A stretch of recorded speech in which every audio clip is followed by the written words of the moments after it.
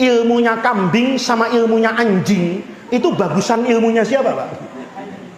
Bagusan ilmunya anjing. Bermanfaat. Bermanfaatnya di mana? Nih, anjing itu bisa menentukan halal dan haramnya binatang an'am yang mau saya makan, Pak. Bapak kalau lihat sapi, sapi itu halal, tapi ada syaratnya, 2 syaratnya. Yang pertama bukan sapi orang. Kalau sapi orang nih, biar Bapak baca Bismillahirrahmanirrahim, sapi orang haram.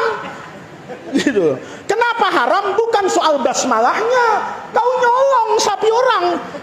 Haram itu. Yang kedua harus disembelih. Nah, ini yang menarik, Pak.